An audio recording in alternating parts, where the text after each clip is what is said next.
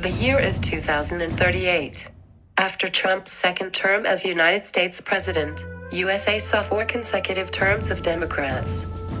With rising racial tensions and a continuing divide of political parties, both radical and moderate, the USA slipped into a greater level of civil unrest over the course of 2 decades.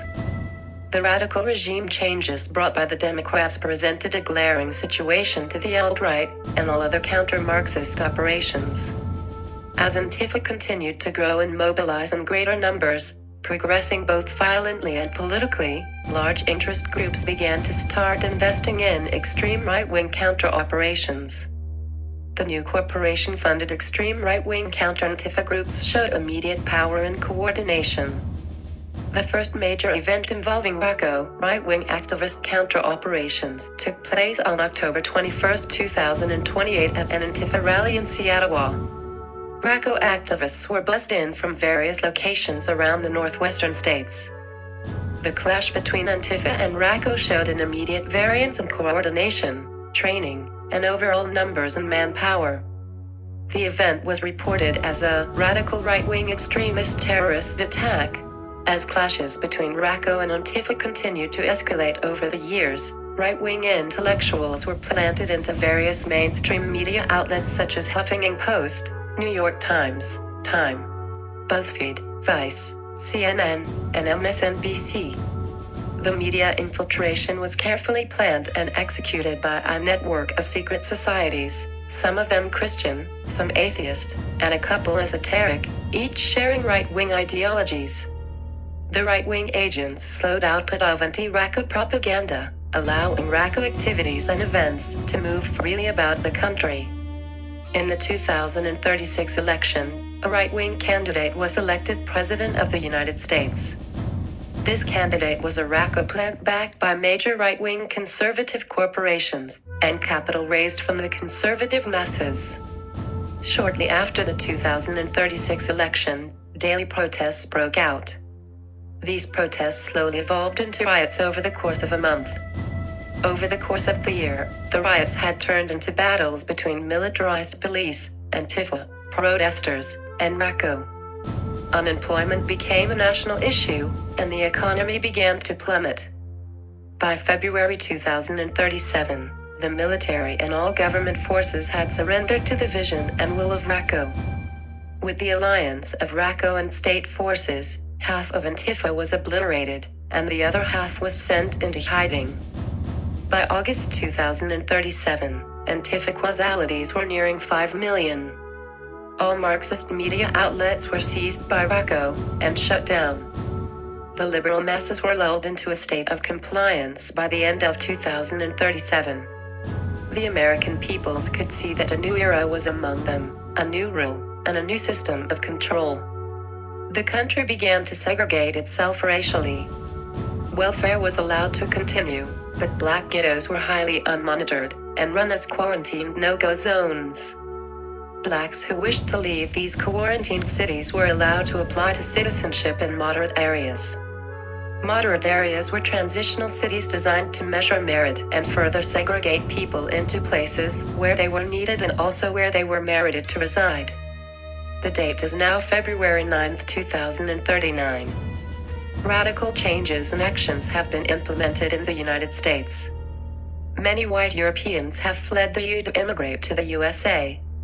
ICE has deported 100% of illegal immigrants, in a seemingly never-ending stream of investigations, raids, arrests, and trains rides, van trips, and bus trips. Death row was cleansed, and 70% of lifers in prison were exterminated. All public dissenters are set straight by force. If a dissenter continues to attack after their first offense, they are arrested. The prisons quickly began to fill up with dissenters, but prison life was much less harsh, and the sentences were usually 30 days, and grew in increments of 30 days with each additional arrest. Entertainment and media was completely restructured from the ground up. Hip-hop music was banned, and so was anything labeled especially degenerate. The cleverest of identity groups went into hiding immediately before they could be reformed, but the majority of secret esoteric societies, along with dissenting religious groups, were seized and dismembered.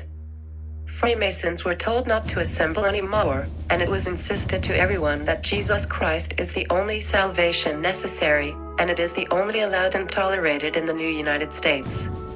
Now in 2040, moderate liberals have been converted to conservatism, and strong liberals have been repeatedly punished, and have learned to adapt to cultural norms. Millions have been purged from the prison system, and from the hordes of Antifa who were leveled in battle. The remnants of Antifa and BLM, Black Lives Matter, a group which reformed, radicalized, and manifested as a black supremacist version of Antifa, have gone into hiding, and are drawing new plans of subversion and attack. Antifa's attacks manifest in the form of street assaults, muggings, and strategic attacks on R.A.C.O along with other military and state forces. Peaceful boycotts and protests are routinely dispersed, and any organizers of such events are given 30-day sentences. Force is met with greater force, but all peaceful dissent is offered methodic reformation. President Gilles Jacquet gave the following short speech to the public after total and complete seizure of the United States by various R.A.C.O factions. Fear not, my brothers and sisters united by the flag, for you have been poisoned by the very liberties and freedoms that our founding fathers wanted for us to cherish and protect. For years, the Marxist neoliberal media outlets spoke of a nationalist uprising, or worse, a Nazi takeover. I assure you that there has not been, nor will there ever be, a Nazi takeover. The truth is that now is a time for national destiny. What does it mean to be a nationalist? The indoctrinated liberal masses have spoken a great hatred towards nationalism, as if it is synonymous with Nazism. To be a nationalist is to have love and pride for your country, to embrace your brothers under the flag, and to share a vision of a destiny which benefits all brothers and sisters of the flag. I realize that many see what is happening now as your worst nightmare come to fruition, and I do apologize for that.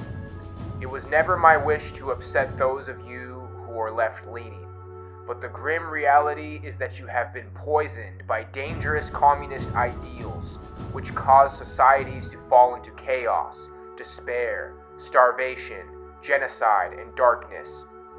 We as Americans will now all learn to be nationalists, and I assure you that though this will be no easy task, national destiny exists within our reach.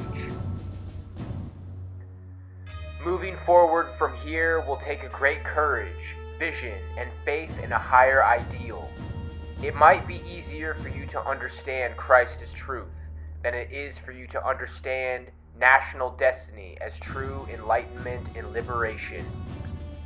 The word of the Lord will once again be the guiding light of this nation, if not again, then for the first time. In order for that message to be spread properly, we must first rebuild a strong nation and build a strong people who have a great respect for that nation. This nation will be strong. You, the people, will be strong.